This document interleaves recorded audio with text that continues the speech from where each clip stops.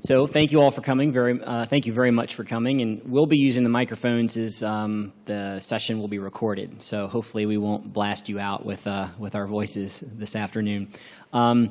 I think Laurie and I were talking beforehand. I think we want to keep this very informal and conversational. So we'll probably remain seated up here and have a person-to-person dialogue.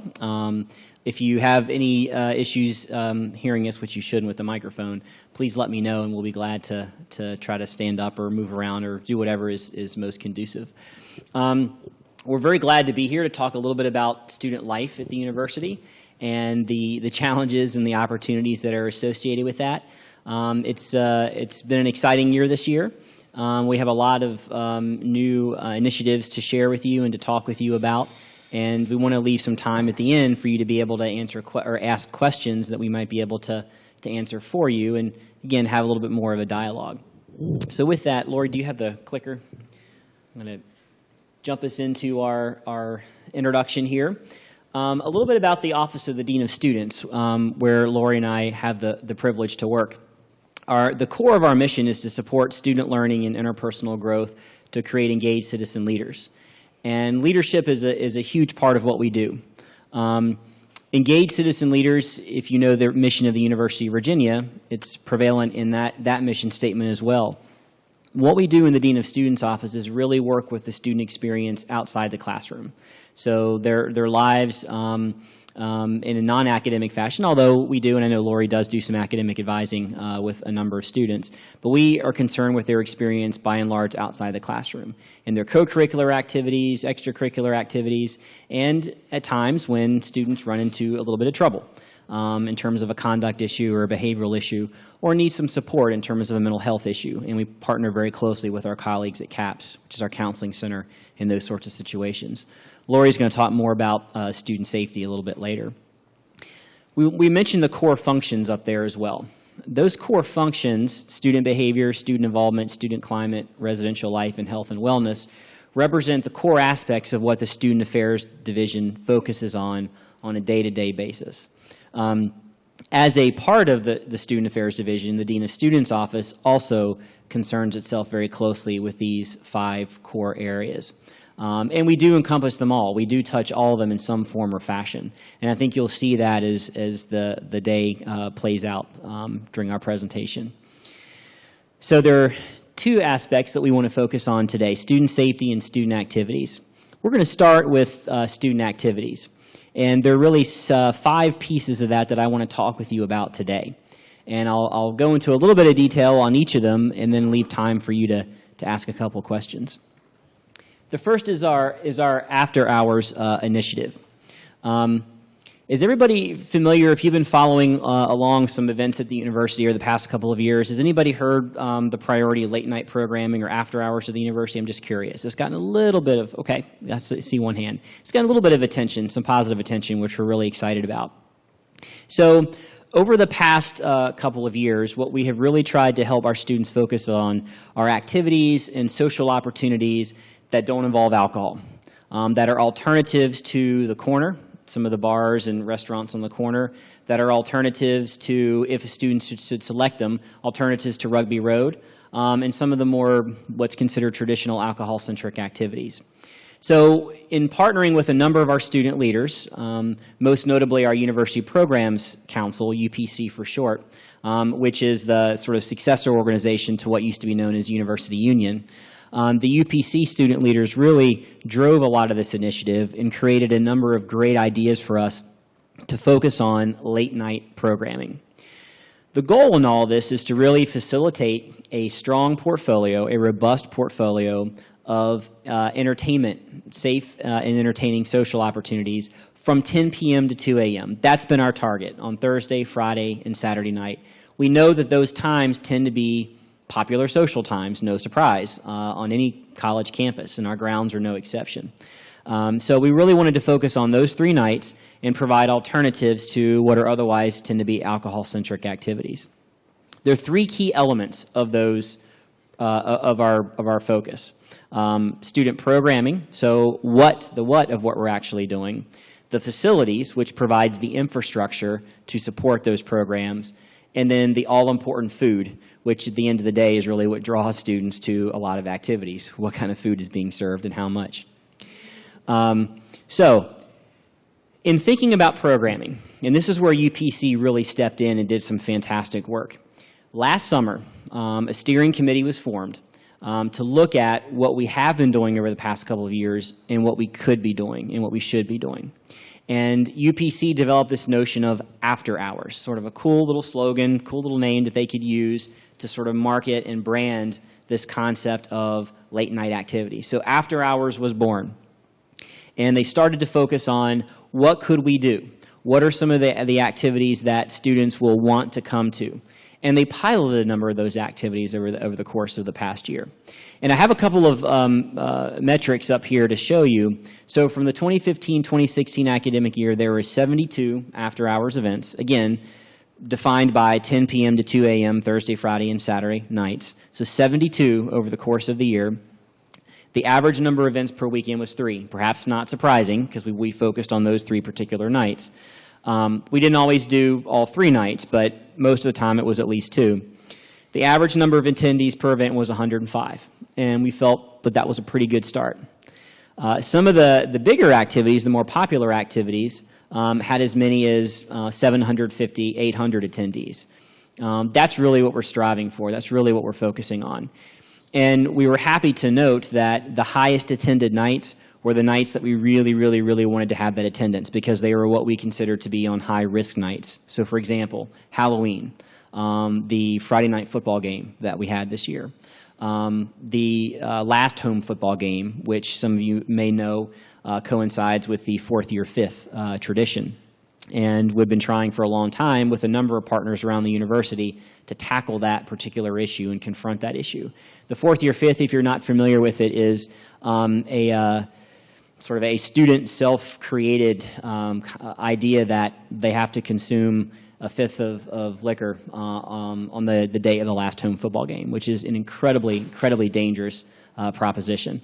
On that particular night, there is great focus and great emphasis on how can we provide safe, fun, alternative activities for students to make different choices, better choices, and have different and better options than some alcohol-centric ones. So we were very pleased to note that on those particular nights, we had the greatest attendance at those activities. So the student leaders of UPC really felt successful in that. They declared success on those nights, but the effort continues into the next year. So how can we continue to expand this notion? So it's not just programming. There's also facilities. So we create formal facilities, formal opportunities, or formal programs for people to attend, but then we also want to create landing space. So some students have this idea, understandable, that, look, I don't want to necessarily go to something that's been set up for me or programmed for me. I just want to go hang out. I want to have this landing space where I can go, I can hang out with my friends, I can grab something to eat, I can study, I can just hang out. You know, it doesn't have to be a concert. It doesn't have to be a comedian. It doesn't have to be, a step show. It's just a place for me to go hang out. So to that end, we created some space, or made some space available, primarily in Newcomb Hall, our first floor concourse, our theater and theater lobby, as well as the game room. There's a game room with pool, video games, so on and so forth, board games. So we wanted to make that available for students just to go hang out. And by and large, our metrics were pretty solid in terms of students who are taking advantage of that. Now, I will say that the numbers were lower than we would have wanted. They were solid, but there's an opportunity for us to expand those numbers in the coming year. And we're trying to explore with students what would draw them to more of that landing space. Is it the types of games and whether it's video games, arcade games, board games, whatever? Is it the selection that would draw them out? Is it the location? Is it the food offering? So we're continuing to explore that. We have a big facility opportunity that I'll share more with you in a moment. We're going to be opening a new facility. The last piece of this is food. It's really self-evident. I don't have to talk much more about that. But we did make some late-night opportunities available. In partnership with our wonderful colleagues in dining, we made at least one of the restaurants in the pavilion, in the PAV, as the students call it, in Newcomb Hall, open Thursday, Friday, and Saturday night. So typically it tended to be, I believe, Subway was open till 2 a.m. On Thursday, Chick-fil-A on Friday, and then we eventually moved to a model where on Saturday, dining provided theater concessions for free to the students. They had a student budget, so when the UPC was showing a movie in our outstanding theater in Newcomb, the concessions would all be free. And they were pretty substantial concessions for students to be able to go and eat. That was very, very, very popular. The sales were not as high as I think dining would have preferred, so we're exploring some different options there. One of those options is to have food trucks available late at night out in the Monroe Plaza and in the areas adjacent to Newcomb. So we think that students having more selection may generate more attention and more focus on coming and hanging out in those facilities. So again, the spirit of this is to provide some alternatives for students that's fun, that they want to go to, that they want to hang out to, where they want to hang out with their friends, and not feel like, oh my gosh, the only option is to stay in my dorm room or stay in my apartment or go over to the corner and go to the bars. We want to provide them other opportunities as well. So that's after hours. The second idea, or the second initiative I'll talk about, is the Lloyd Building. That's gotten a little bit of press lately as well. The building that we're going to be opening soon used to be the old student bookstore on the corner. And you may be familiar with that if you were here when it was the student bookstore. It's had a number of iterations over the years. But we're excited about this opportunity, and there's a picture of it right there. The purpose of this facility is to create a new, essentially, student center that complements the portfolio spaces that we already have. And it is going to fit squarely into our after-hours initiative because it will be this non-alcohol oasis, if you will, on the corner where students can go, and the plan is to have concerts and bands come and perform, and speakers and musicians and comedians and you name it. The UPC is really looking at this as kind of the jackpot of not only location, but putting in state-of-the-art facilities there to create some pretty cool programs.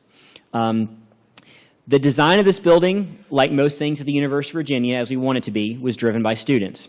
So last summer, the Meriwether Lewis Fellows, it's a group of students who apply and are selected to be part of this program, are given a challenge or given a project. And they're given the summer to work with faculty, to work among themselves, to work with various stakeholders around the university to develop a solution to this project, to this problem, or this opportunity. So they were essentially given the Lloyd Building last year. They were handed the Lloyd Building and told, what would you ask? What would you do with this? How would you change this? How would you shape this? How would you develop this? And they came up with some outstanding suggestions. And I'm working with the Meriwether Lewis Fellows this summer as well on a different project, but some of the alums of that program have come back from last year to speak to their successors, and the alums are actually fourth years this year. And they are amazed at how much this building has taken shape according to their design parameters and specifications. So it has been student-driven from day one. We're thrilled to be looking to launch it next fall semester. And I define semester liberally, as in anywhere between August and December. So it much depends on the construction timeline and how that unfolds.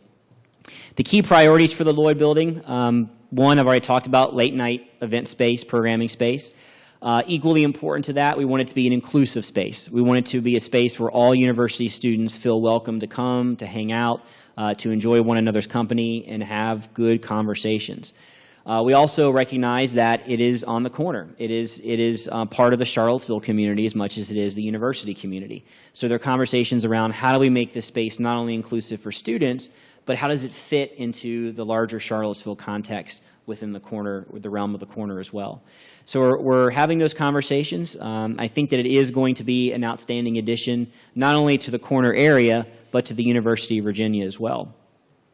We also want it to be a meeting space. So we hear over and over and over again from students, rightly so, that there are not a lot of meeting spaces on grounds. Well, I should rephrase that. There are a lot of meeting spaces on grounds, but the number of student organizations, and indeed the number of students, is increasing. We are now approaching 700 student organizations on grounds. We're just shy of 700, actually. And we have 62, as of yesterday, we have 62 Greek letter organizations. We have 10 special status organizations and 4 or 5 agency organizations.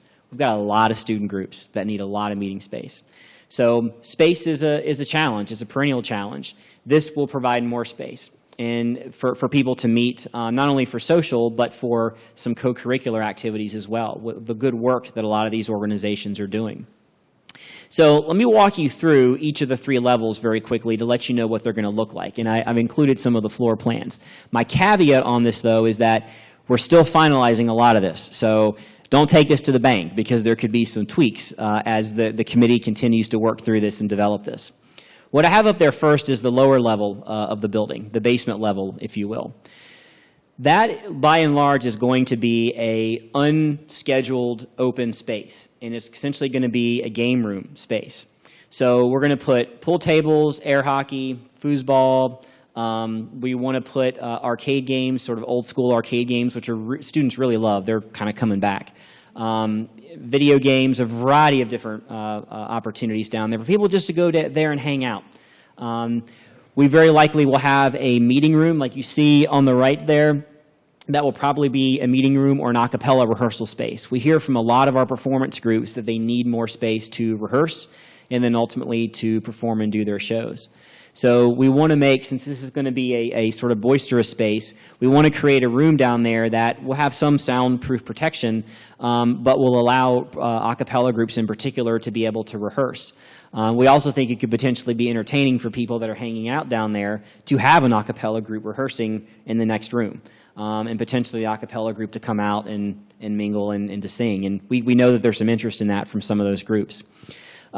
So this is sort of a rough floor plan. You see some of the games and the setup of what that might look like. We really want it to be kind of a sports lounge type of environment. Again, largely unscheduled so that students will be able to come in and hang out all the time. We envision the building probably being open, and thus this lower level being available from about 9 a.m. to 3 a.m. Every day, 7 days a week. So we want to, it'll be obviously open more than it's closed, and it's a place any night of the week that students will be able to go hang out very late and have fun or grab a table and do some reading. That's the lower level.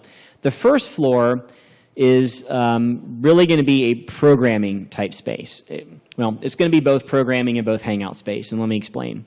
So you'll see over here on the right, that sort of semicircle, if you will, that's against the corner. That's going to be a stage, and it's going to be actually a fairly sizable stage. It's enough to fit a band for either performances, or if there's a dance or a formal or something along those lines. So there's enough space there for a pretty sizable band to go in there. There'll be a number of tables around, comfortable chairs, couches, sort of, again, kind of coffee shop type space. In fact, if any of you are familiar with Crozet near here, the Mud House in Crozet was one of the early models for this particular area. We looked at the Mud House. We looked at some other places around more locally here on the corner. A lot of students went out and took pictures of some of their favorite hangouts. They went to other universities and took pictures as well, University of Richmond, William & Mary, Virginia Tech, and they came back with those pictures and said, hey, this is something that we could do with this. So performance space, hangout space. We're also going to put a food service space on this level as well. And what the students have really settled on, since we don't really want to compete with the other businesses on the corner, and they have a pretty good sort of market on the food that they serve and what they do, and the students like that. So we don't want to try to compete with that or copy that. So we're going to make this a dessert bar, essentially. Bar not to be confused with alcohol. It's going to be a dessert space where students can come in, purchase gourmet desserts. It will probably be open only in the evening or at night, but it's carving out a niche that doesn't currently exist on the corner. And a couple of models of that, the students went out and found themselves. There's a place in Richmond, I think, that focuses on desserts, really sort of high-quality gourmet desserts. So we think this is going to be really cool and something that the students will be able to really be excited about. And again, the students came up with this idea, and it's what they want to see. The beauty of this, though, and about this whole building, not just the food service part, is we want to make it flexible. So as tastes change, I guess pun intended, as interests change, as styles change, we want this building to change with it, so that it's not sort of everything is fixed and it has to be what it has to be. If in a year or two the students say, no, dessert isn't our thing anymore, we want to make it something else, well, we can flip it into something else. So Dining Aramark is partnering with us for that particular cafe, that restaurant, that food service location, if you will. They've been great partners, continue to be great partners. So we're exploring how we can really go to town with that. The second floor, I think that's the biggest part of the first floor. The second floor is going to be more of this meeting space. So there are going to be a lot more sort of divided rooms, rooms that can accommodate 10 to 12, 15 people to meet. There'll be technology in those spaces, screens, dry erase boards, things like that. We're still finalizing exactly what the students want with that space. But that's where groups will be able to meet. Clubs will be able to have their meetings. Project groups can meet. Groups can rehearse. There'll be rehearsal spaces up there.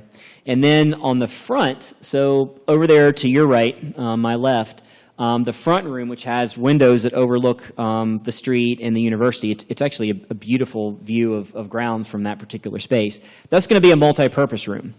It could be used for yoga. It could be used for receptions. It could be used for dance rehearsals, modern dance, classical dance.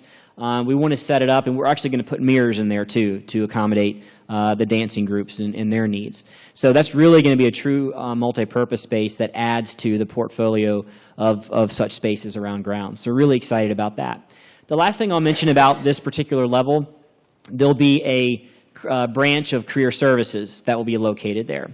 So you may know that the University Career Center has sort of reorganized itself into different career communities that focus on different interests and different industries that students are seeking jobs in. Well, one of those industries is arts-based.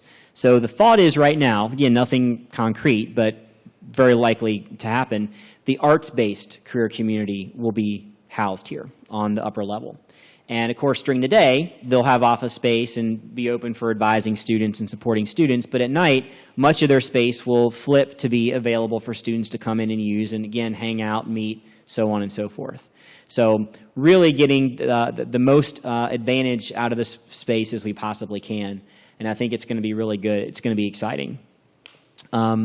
So moving past the Lloyd Building into the Multicultural Center, and Laurie's going to talk more about sort of the programming aspects and the philosophy of the Multicultural Center in a moment. I'm going to talk more about the facility piece of that.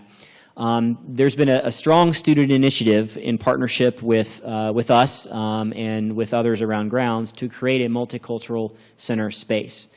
We've been working with the student group to figure out where is the best location for that center. The size, where, should it house professional staff? Should it just be a meeting space? And so on. Well, what we've settled on, again, with all the key players, is to take the part of the lower level of Newcomb Hall, right? So Newcomb really kind of being in the heart and the center of grounds, great location, and turning part of that lower level into the center. That would house professional staff, Dean of Students professional staff, as well as potentially student staff like graduate assistants and undergraduates where they can come and hang out and have meetings and engage in discourse and so on. So what we did is we took the old Cavalier Daily office, and the Cavalier Daily has been extremely supportive. They were looking at their own space needs and what they didn't need anymore, what they did need. So we actually had a true convergence of circumstances, that a happy convergence of circumstances where we were able to meet everybody's needs. And, right, how often in the world do you actually get to make everybody happy at the same time? This was one of those rare opportunities. So what we did is we took the Cavalier Daily office, and we're going to transform that into the Multicultural Center. And the Cavalier Daily is going to move literally across the hall on the lower level and occupy half of what was our Media Activity Center. So the Media Activity Center had a huge footprint. That huge footprint really wasn't necessary, and we learned that over the years. So we're dividing that in half. Half of it will still be the Media Activity Center. The other half will be the Cavalier Daily office. So that's what's happening this summer. We're renovating that space. We're targeting early August for the move-in for the Multicultural Center and for the transition over the Cavalier Daily. So we will have a new Multicultural Center on Central Grounds come start of the fall semester, which we're really excited about. The last two things I want to mention quickly, and then we can, Laurie can jump in. I want to talk about our Fraternal Organization Agreement. So I'm going to shift from student activities and some of our new space opportunities to our fraternal organizations. And I know that over the past year or two, a lot of people have had questions around some of the changes that have happened with Greek letter organizations, both in terms of their social activities and in terms of their governance and how they govern themselves. Well, last year, as we were working through the challenge of the Rolling Stone situation, we were engaging with Greek leaders. And the Greek leaders, particularly the IFC, the Interfraternity Council, developed a series of proposals. And they came to us with some proposals about how they would create some new and revised safety protocols for their social events in their houses. And this primarily concerns housed Greek letter organizations, those that have actual facilities where students live and host social activities. Last year was the first iteration of these new policies. Actually, this past year was the first full year of those policies. The spring of 2015 was actually when they went into effect, and they were modified over the past year. By and large, it's been quite successful, and this is yet another example of the power of student self-governance in creating these opportunities and creating these changes for the better to make activities safer. And to make them, in some respects, as the IFC has been focusing on more recently, to make them more inclusive as well. So the highlight of those changes, just to kind of brief you on those and update you on those, the IFC has delineated their social events among two tiers. There are two tiers of social activities. Tier 1 tend to be the bigger events. They go past 9 p.m. For a Tier 1 event, it's classified as Tier 1 if it goes after midnight. If there are more than 150 guests, including brothers of the chapter that are attending, it's classified as a Tier 1 event. At a Tier 1 event, there must be at least 3 sober brothers present who are monitoring the situation and monitoring and providing assistance to anybody who needs it. There also must be an additional sober brother for every 40 members of the chapter. That's a non-negotiable from the IFC's perspective. All of their chapters that are part of the IFC must abide by these regulations. Tier 2 events tend to be smaller. They tend to be classified as events that run past 9 p.m. They don't necessarily have to run after midnight. And it's where there are at least as many guests as there are brothers in attendance. Another highlight of the change in policies from the IFC's perspective is the elimination of common source alcohol. So no more common source alcohol, no more of the big bins full of punch, no more kegs. Those have been eliminated. All alcohol, beer, must be served in an unopened container, and the individual must observe has the opportunity to observe the alcohol, the beer being opened and served. So that is a very strict regulation the IFC has adopted, and they did so actually very eagerly and very willingly in realizing it was time to do that. Not every chapter was excited about that initially, but kudos to the IFC leadership in really driving that home and making sure that's happening. Hard liquor is also tightly regulated. At a Tier 2 event, it must be brought to a central source that is overseen by a sober brother, and that sober brother monitors the serving of that.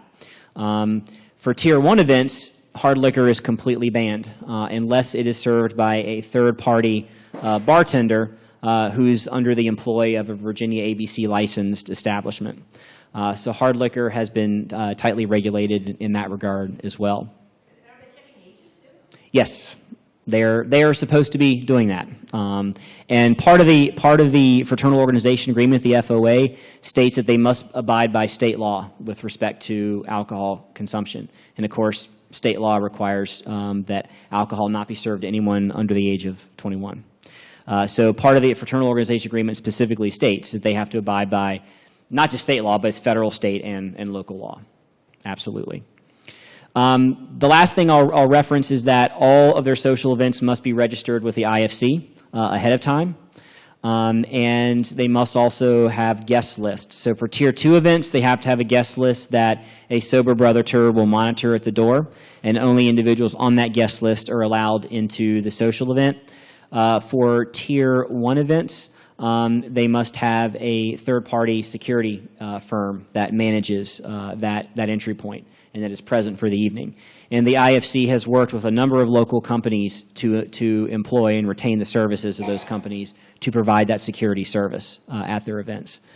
Many events, as you might expect, are the bigger ones, and so the Tier 1 events where you have security, third-party security actually managing the entry points and the safety at that particular location. Transitioning to my last point, which is hazing prevention and adjudication. Hazing, as we know, it's a national issue. It's a very serious national issue. We all read in the headlines a couple of times a year that someone has been injured or has died as a result of hazing behavior on a college campus. So it's something we take extremely seriously, as well as our colleagues across the country. The University of Virginia actually joined a couple of years ago a national hazing consortium that's based out of the University of Maine. And that's allowed us to have access to research and conduct research here around best practices in hazing prevention, and also understanding the different aspects and facets of hazing behavior. So we've really been able to avail ourselves of this research that's been available through the consortium and to leverage the expertise and the resources as we go about our own hazing prevention efforts. We're about ready to launch this next fall a new hazing prevention program that will be available for Greek letter organizations as well as CIOs, other student organizations, athletic teams, and so on. This is a program that has been tailored specifically to the University of Virginia. It's been in refinement and has been piloted with a couple of different groups this past spring. So we're excited about being able to launch that and track data about the impact that this is actually having. So, right, we want to be metrics driven. We want to be data driven to actually see if we're moving the needle in a positive way. We also have a very robust hazing investigation and adjudication process.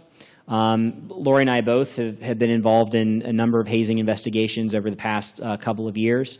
We approach those, obviously we take any allegation of hazing extremely seriously, and we employ a process where we engage all of the involved parties or parties who may have some knowledge of the situation.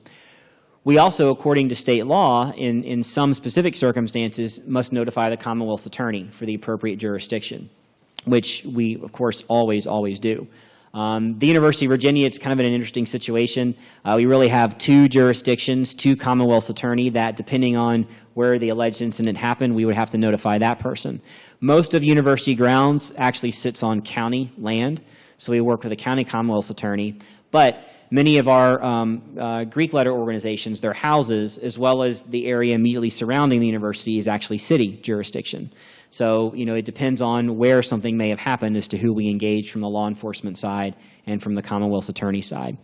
We work very closely with both Commonwealth's attorney to figure out what's the best working process for us and for them, as well as the appropriate police jurisdiction as well. So a lot of work is underway around not only how do we prevent hazing and educate and prevent students from engaging in such behavior, but also how do we remedy it? How do we hold students accountable for it when it does happen? And above all else, how do we keep students safe and make sure that they're making good decisions? So I'll pause there and turn it over to Laurie for her next part. So Yes.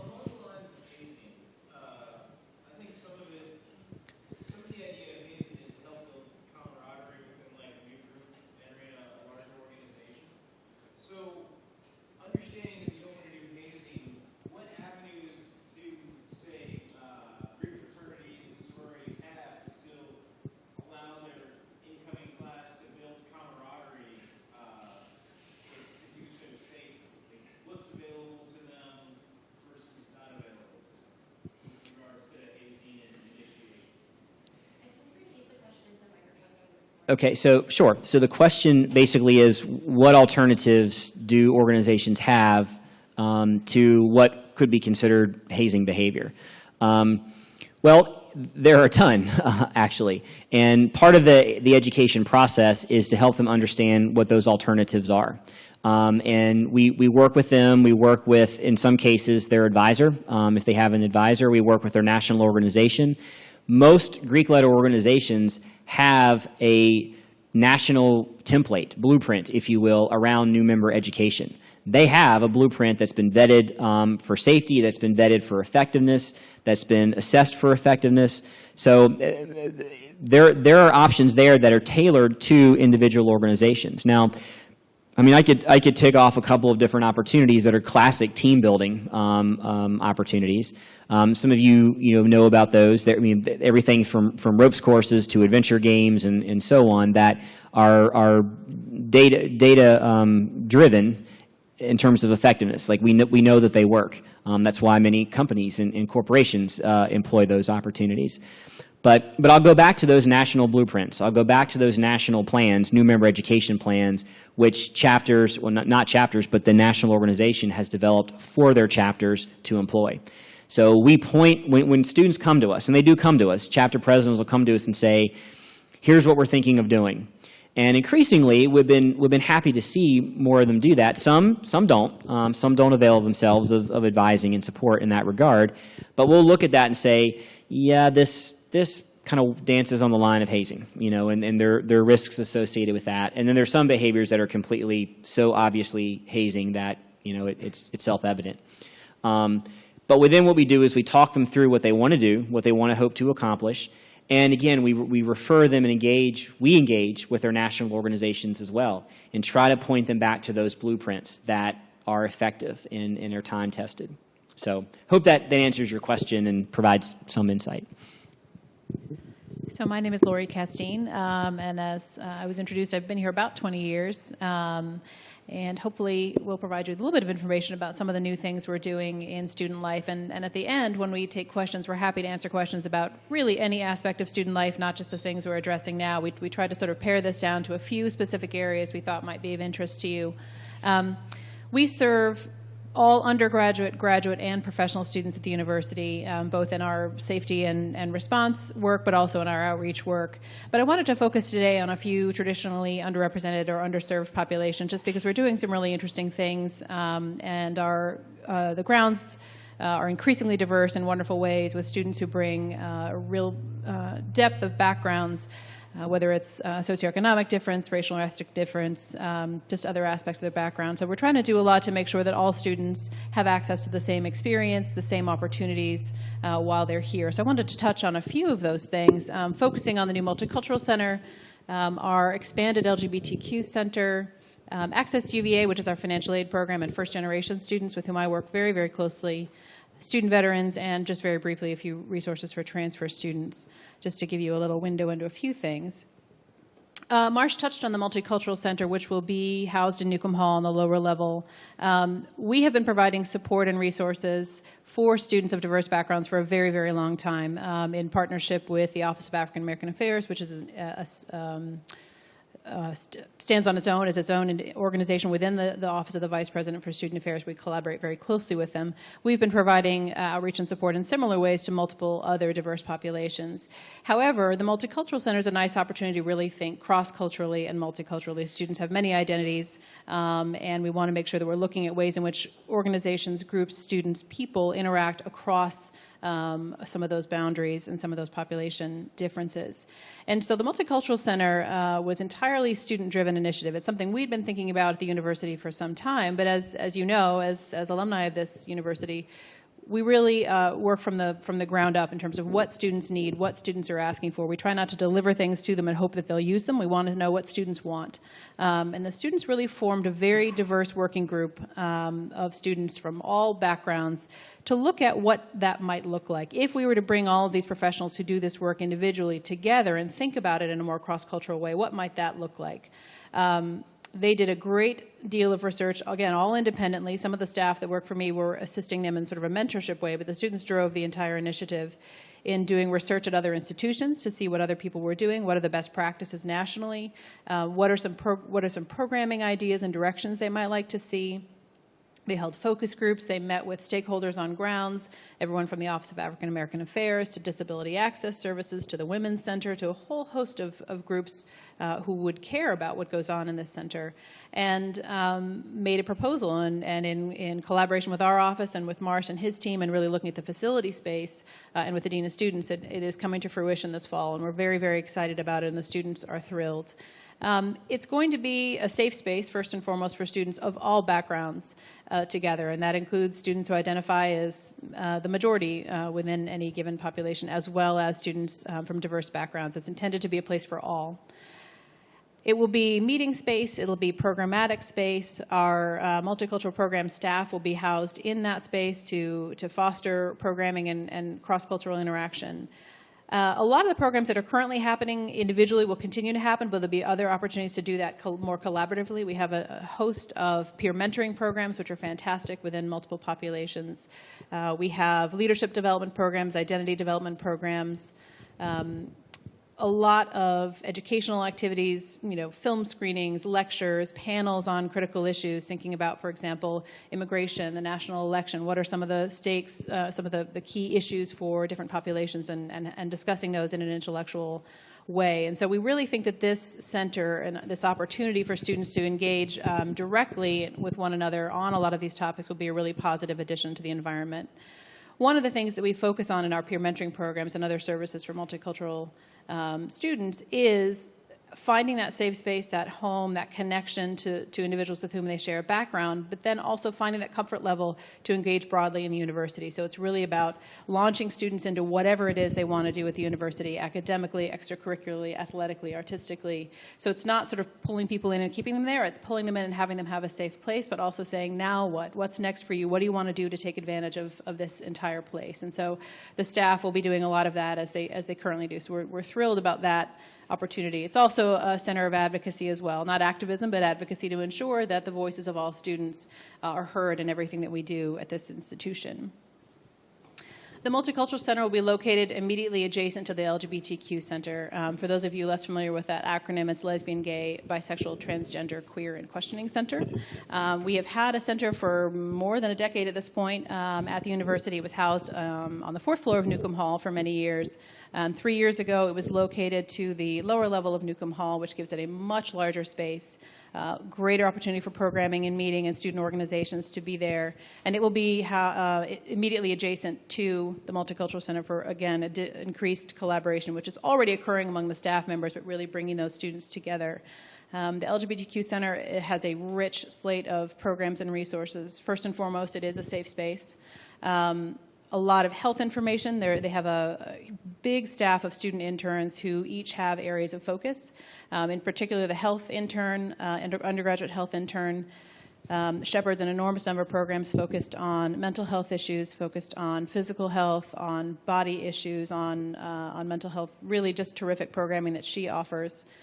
Education, celebration, and awareness of different populations, different backgrounds, as well as confidential advising and referrals. So students who are questioning, students who are seeking support and resources have access to the center director, who is Scott Reinheimer, who's been with us for 3 years and does a fabulous job of supporting students wherever they are on their spectrum of identity development. And so we think that's a really terrific collaborative organization with the Multicultural Center. We're really thrilled that it has thrived so much in the last decade and in these last 3 years in this larger space. So we're really pleased about that opportunity. One population that is very near and dear to my heart is our Access UVA and first-generation student population. There's not complete overlap, but there certainly is some. So as I said, Access UVA is our financial aid program, and this is a program that I work closely with from the Office of the Dean of Students, supporting students as they adjust to the university with fewer financial means. And again, there's a significant overlap with first-generation students.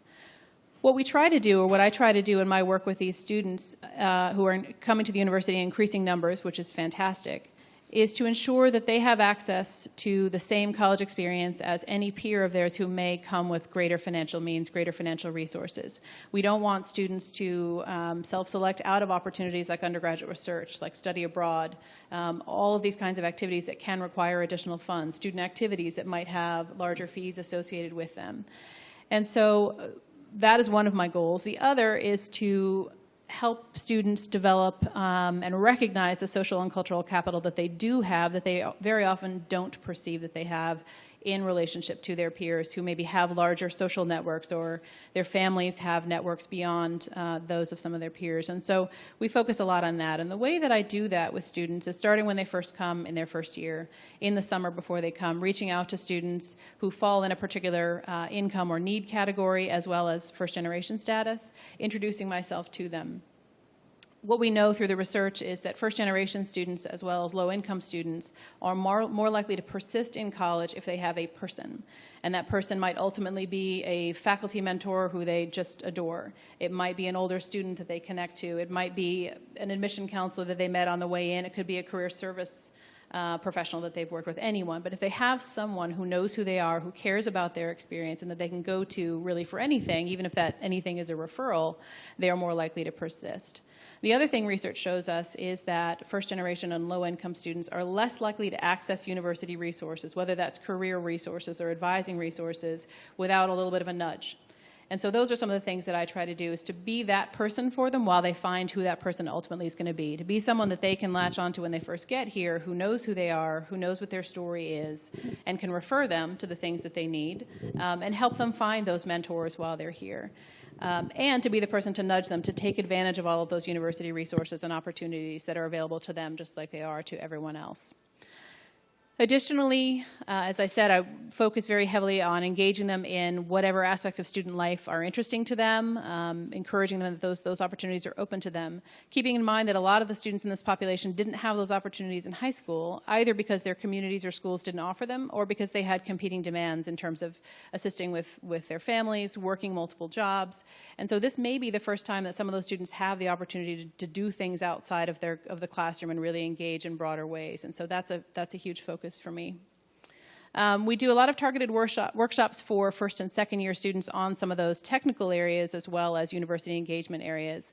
I do workshops on budgeting, workshops on balancing work and school, holding a job while you're in school, workshops on study abroad and how do you afford it, and how does your financial aid actually apply usually to your study abroad opportunity. Many students think they can't study abroad when in fact their financial aid often translates almost very directly to the cost of study abroad, and that's a shock for a lot of students coming from low-income backgrounds.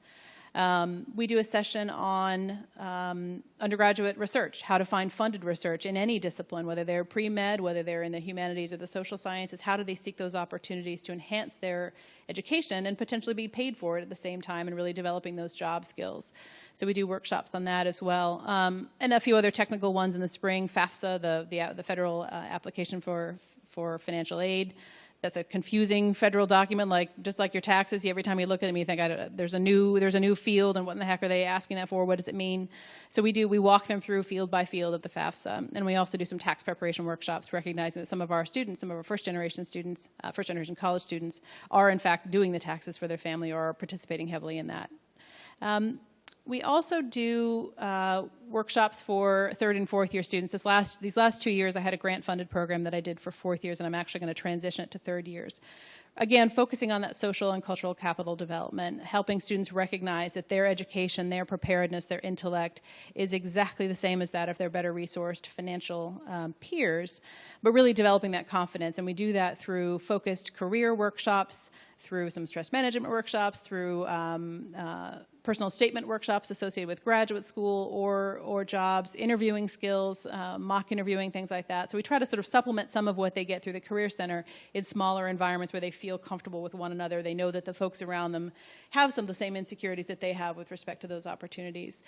So that's another aspect of what I do with those students. So we really are thrilled to have such a diverse population at the university and to have increasing numbers of students from difficult financial backgrounds. And they graduate at an extraordinarily high level, just like our students from more financial means. And they thrive here like you would not believe. It's a real joy for me to see a student come in a little bit insecure, worried about their background, in some cases worried about their accent, worried about their clothes, worried about some of those things that these students think a lot about, and then see them study abroad twice and undertake funded research and end up with incredible jobs and graduate school opportunities, and for them to recognize that they could have done that all along, but they didn't necessarily have that confidence coming in. And so just providing that additional support so that they recognize what it is that they contribute to this community and what opportunities they have. So that's another population that we focus very heavily on. In terms of veteran students, our veteran numbers are not terribly high. We have significant numbers of veterans in our professional schools. The Darden School of Business, the medical school, and the law school have significant of veteran populations, as you would imagine, as well as active duty, particularly in the law school with our affiliation to the JAG school. And those graduate programs really provide a lot of terrific resources on site in those communities, which are somewhat sort of geographically separate from our central grounds. So I tend to focus on graduate students in the graduate schools that are on central grounds, as well as undergraduates. And again, there are fewer of those, but we are sort of, so our services are sort of nascent. A lot of that is one-on-one, and a lot of newsletter kind of outreach focusing on veteran and active duty resources in the community of which they may not be aware, as well as opportunities on grounds. There's a student organization that formed for student veterans. We do some liaising with the community college where most of our veterans come from after they return from service. So that's a building program that we're working on. We care very deeply about the experience of student veterans and are hoping, as more and more soldiers are returning, to see more. Most of them, as you would imagine, in Virginia either find themselves in Northern Virginia or in the Tidewater area just because of the proximity to military installments, but we're hoping to see more at the University of Virginia. They're very, very successful here and bring a lot to our community. In terms of transfer students, we have worked for many years with transfer students. The Office of Orientation and New Student Programs does a lot of work with them. They have transfer student peer advisors who are older students who transferred in themselves, who shepherd some of that process. We have, in the last several years ago, we developed a transfer student housing area, which sort of puts them in the same area with returning upper class students so that they're not isolated, so they have those peers who've been there and done that since their first year, but to give them some critical mass. This year, that's going to be moving to Lambeth for some of you. Anybody live in Lambeth your second year while you were here? A few of you? A couple nods. So we're moving that to the Lambeth area, which we know is a very, very popular second-year area, and we want those students to engage fully in the community and not feel isolated. So we've done a lot to support transfers. And beginning this summer, a colleague of ours, Aaron Loshway, a fellow associate dean, is going to be moving to our housing and residence life area to really focus on transfer students. It's nationally, they're a challenging population because they have such diverse needs, coming from incredibly diverse backgrounds, some of them coming from 4 years, some coming from community colleges, some older, some younger. Some have friends here from high school, some don't. Their needs are different. And so he's really going to try to get a handle on some ways that we can better assist our transfer students. We accept about 600 transfer students per year, which is a pretty large number. We really want to make sure that they feel a part of this community and that they own this community in the way that students who started here did. So that's the sort of quick and dirty, and I realize I speak quickly, so hopefully that you didn't lose me there. On a few specific populations I wanted to address. I'm going to transition to safety a little bit because I think some of you may have some interest in that area, and it's something that is central to our office and to our division, really to the university, but our division and our office specifically holds a lot of responsibility in those areas. I have the pleasure now of running our on-call and crisis system, of which Marsh and I are both a part. It is central to what we do, so I'll talk a little bit about that, as well as a few interesting initiatives in that area. I'm not going to get down in the weeds, but we're happy to answer any questions that you may have. We do have in our office, as I said, a system that I run, which is our on-call system, which is 365 days a year, 24/7. We have one of our deans. We are on call nights and weekends, every single night of the week, every weekend. And during the day, our central office manages everything that comes in. So 5 or 6 of us who do everything that comes in the door during the day. But there's always someone on call to support students in crisis, whether that's an injury or a mental health crisis or a family crisis that is affecting them, really anything we can do to be of support. We work closely with our university police and with our colleagues in the counseling center and our academic colleagues to support students because any of these crises that occur obviously have ramifications in their academic realm. We also have a threat assessment team for the university, which is focused primarily on threats to individuals at the university, by somebody at the university or by an external source. That covers both students and staff and faculty. As you can imagine, with a large institution and a very large hospital, that there are certainly prospective concerns from any number of areas. We certainly have estranged spouses and other kinds of situations in the medical center from time to time, given the large number of staff there. So the threat assessment team is something that our state law allows us to do, allows us to bring to bear a lot of information from police and counseling centers, which normally would be confidential, but within that confidential setting, we can bring that information in to better understand a prospective risk where we have that information. So it involves folks from the police, from the counseling areas, from the hospital, from human resources, legal counsel, student affairs, and so we will gather each week and discuss anything that may potentially present a risk to any individual within our community and figure out how best to mitigate that risk, how to put safety safety parameters in place for a given situation. So we feel really good about our safety infrastructure. There are a lot of people focused every day on this. It's a safe area, it's a safe community, but like any community, there are always things that we need to be mindful of and prepared for. Let's see. So a few recent things that I wanted to mention that I don't think I have up here yet. We have a new public safety substation. Have any of you seen that on the corner? Have you walked down there?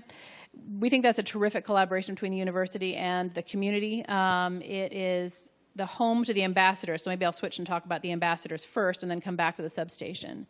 The ambassadors are not university police, they're not university safety officers, but they are trained by the police and have an affiliation with our university police. You may have seen them, they're in bright sort of greenish yellow jackets and vests and things. They are pretty much everywhere they need to be. They're all over the corner.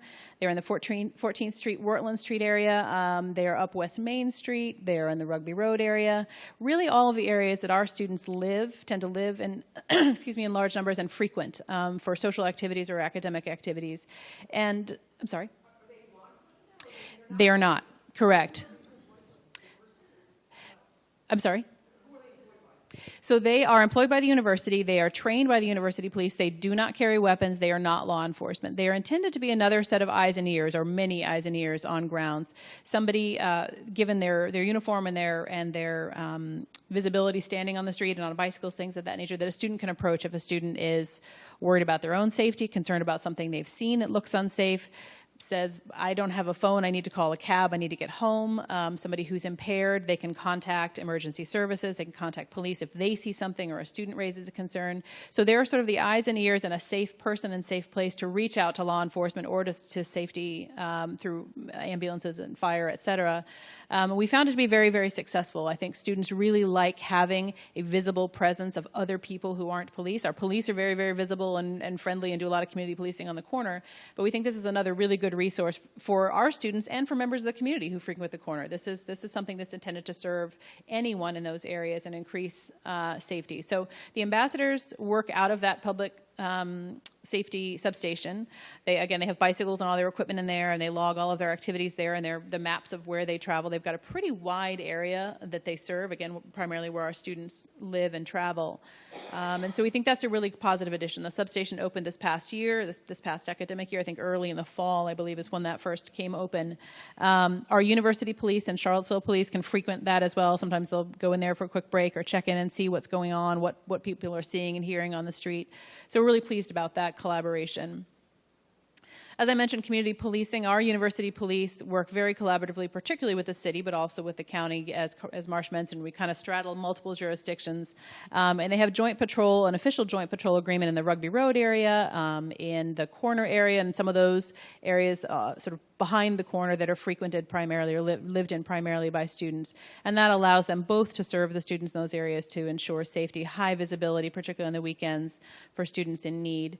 And certainly while students from time to time do get arrested, their primary focus is safety. They're routinely finding students who are impaired and seeking medical services for them. And the goal is to have them be safe and to receive the treatment that they need. If a student is sort of beyond the pale in some situations, certainly an arrest will happen, but their goal is to be engaged with the community. They do walking patrols on the corner to get to know students, to be a visible presence, and I think they're a really positive presence. Students report feeling much more comfortable seeing law enforcement and the ambassadors on the corner.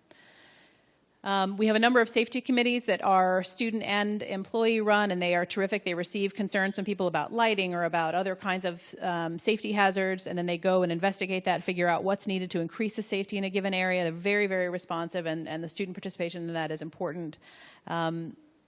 We also have a lot of prevention efforts. As Marsh mentioned, we have a program coordinator for prevention, and she's focused very heavily on sexual violence prevention and on new member activities, as Marsh mentioned. So she'll be collaborating with clubs, athletics, Greek letter organizations, individual students.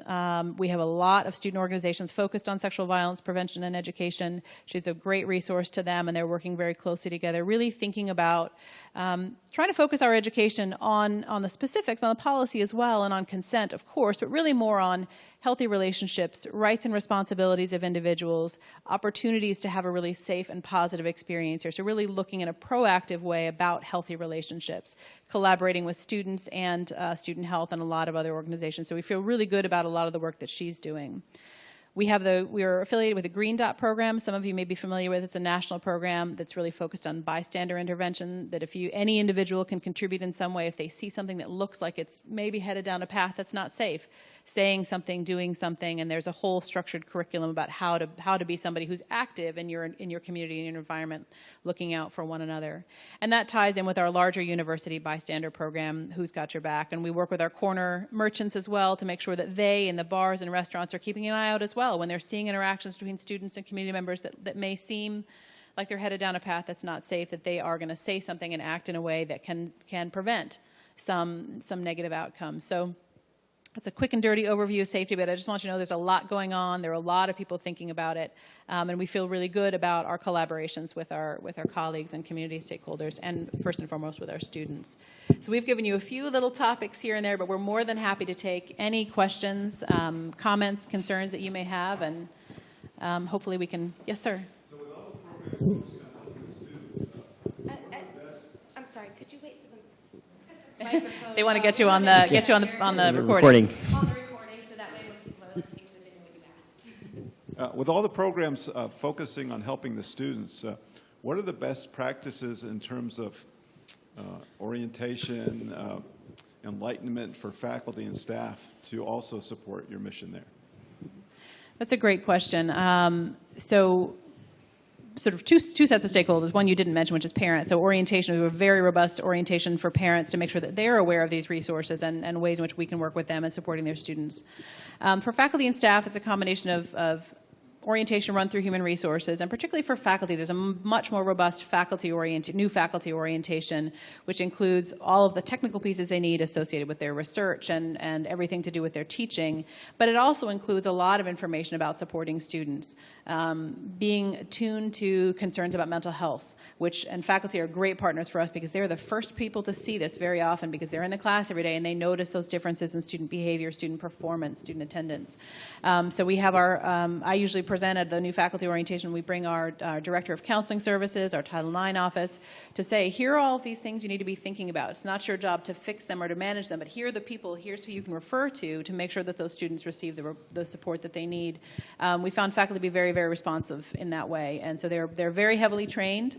But the good news is they're doing a lot of really good work with that training, and we get calls all the time from faculty saying, this may be nothing, but I'm just a little concerned, and very often it is something, and we're thrilled to be able to intervene early and support that student, let the faculty member go back to focusing on his or her classroom, and do our work to support the student. And there's also in terms of specific areas like sexual misconduct, there are modules. I don't know if you mentioned those, but they're online modules that they will take as well. They're pushed out that every university employee is required to do, which includes what to do when something is told to you or you see something, you're concerned about something, and where to refer students and so on. So there's a lot of robust training around that. She's coming to you with the microphone. Thank you. My question is sort of more specific about the subject of safety. A year and a half ago, we lost appeared to me to be an outstanding young lady, Hannah Graham. What have we done she was traveling 1:30 in the morning by herself, which no girl, I would hope my granddaughter wouldn't be doing. What is being done to try to prevent that from rehappening? That's a great question. A lot of the same things we've been doing for years and even more. One of the things we find most effective in that area is really talking to students one-on-one and in groups about safety. Students get lulled into this idea, as do we as adults. We get lulled in this idea. It's a community we're familiar with. We think, well, it'll be fine. I'm just going from here to here, just this once. But we do still see students doing that. It's men and women both that we are concerned about. We do a lot of education on that during orientation and throughout the year. We have regular notices to students about crime that's occurring in the area, which again includes all of those best practices. Every time we notify them about a crime, we say, remember, these are your resources. We're very focused on late night busing so that students have easy ways to get home. We've got partnerships with cab companies, so if they don't have money on them, they can take a cab, they can hail a yellow cab and get it home and pay for it later through the Dean of Students office. We're trying to make it as easy as possible for a student to have a safe ride home. We also focus on walking together. Student Council has had initiatives for partner walks.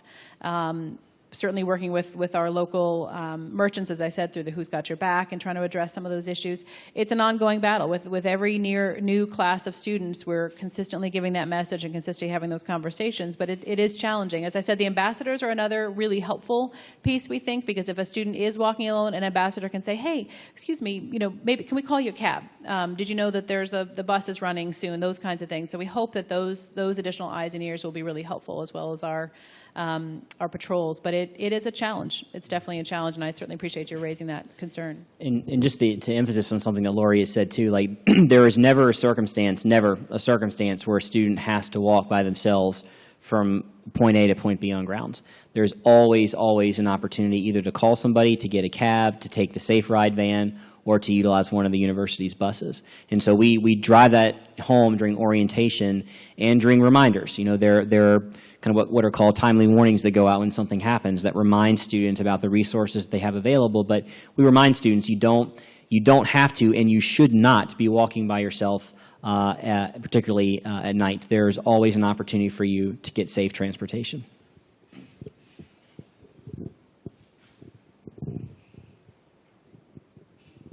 Hi, I'm Rosanna Bencoach, College 81.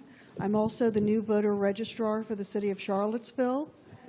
And I'm interested in, besides the university pushing messages out, what methods of communication the students use now. What can you use to get information out to them? In my day, it was an ad in the Cavalier Daily, but there are almost no classifieds in the CD anymore. Sure. So the question is around methods of communication. So, and I kind of touched on this very briefly before, but if there's something called timely warnings that go out. If there has been a crime that's happened on or near grounds, and it meets a certain federal definition of under the Clery Act of a specific type of crime in a specific location, and so on. When that triggers that threshold, there is a message that goes out to the entire university community that advises them that this has happened, that this crime has happened, or this alleged crime has happened. And it usually also provides information about resources, reminding people how to be safe, to be aware of their surroundings, the emergency contact numbers, the resources for transportation, and so on. So that is done through email. That is an email notification that goes out. The university also makes extensive use of social media these days, Twitter, texting, Facebook, and so on. Now, the university does have essentially an emergency alert system that students are able to sign up for, and we remind students about that during orientation when they come in. So these are text alerts that the university uses. It's employed by our Office of Emergency Preparedness. So if there is an emergency happening on grounds or an imminent emergency, say like it's a weather-related situation, and information needs to be communicated immediately and quickly to not just to students, but to everybody in the university community, faculty, staff as well. This text system is notified, so text system is used, so people are able to get information in real time. That tends to be our biggest form of, most effective form of communication. Additional methods as well. There are, if you see back there, there's a sort of a board that shows the time and the date. All classrooms, or nearly all classrooms on grounds, have electronic screens like that if there were an active emergency in progress, information is communicated on those screens, as well as LCD screens located throughout the university. So they're all connected to a central source where emergency information can be communicated out very quickly. So if something was happening and we're the professor at the front of the classroom, we can see something happening. Now, the question was about outside organizations, how we get information to the students. This question was about how outside organizations get information. It used to be through classified ads in the Cavalier Daily, but those barely exist anymore. So if you're trying to advertise something to students. For example, the deadline to register to vote is. Right. So you can use the Cavalier Daily. I mean, the students certainly still read the Cavalier Daily. That's a possibility. There are also posting opportunities around grounds within Newcomb Hall, as well as a number of boards around grounds. A lot of local merchants and local organizations will use those as well. Using student organizations. So that's another mechanism that can be utilized. again, approaching 700 student organizations. A lot of them have interest in voter registration, voting drives, and so on, particularly a lot of our organizations that have political affiliations, and there are many, many, many such organizations.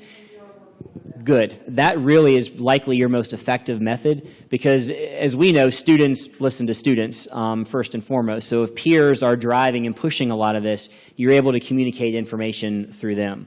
So that, in my experience, that tends to be the most effective method of reaching out and engaging the community. Now, the university, as a rule, doesn't allow, except in specific circumstances, sales and solicitation on grounds, and that's driven to protect students and the integrity of the academic environment and so on.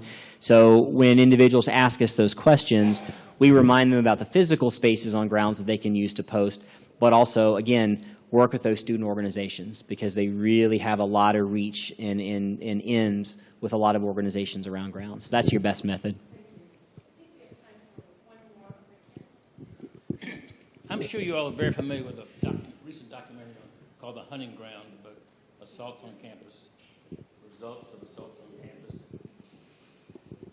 campus. Would you comment on that, its veracity, and specifically with the little stats they gave on what's happened at UVA over the past 10 years or some number like that?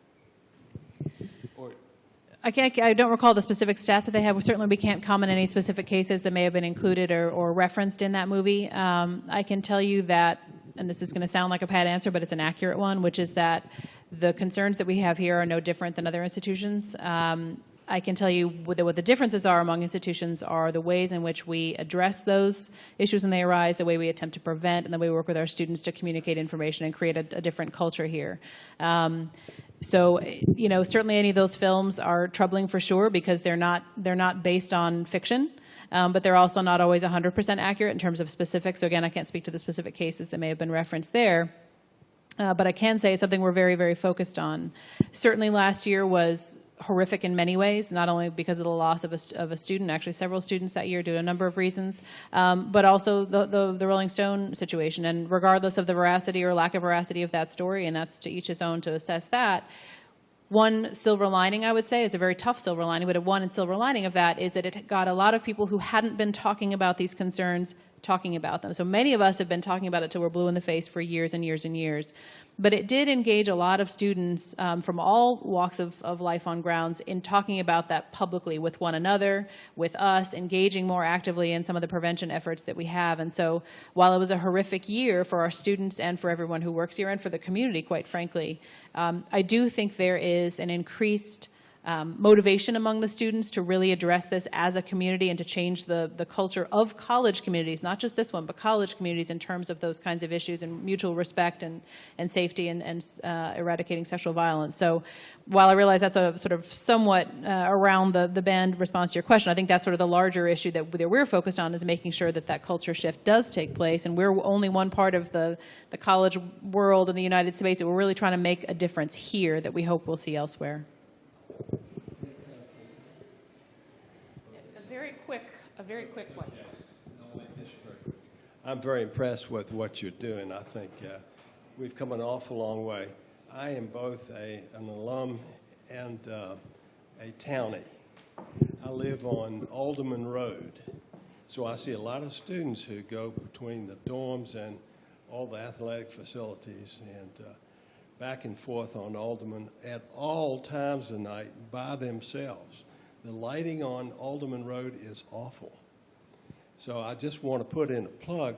I know they've done an awful good job on Emmett Street of putting new lighting in different places.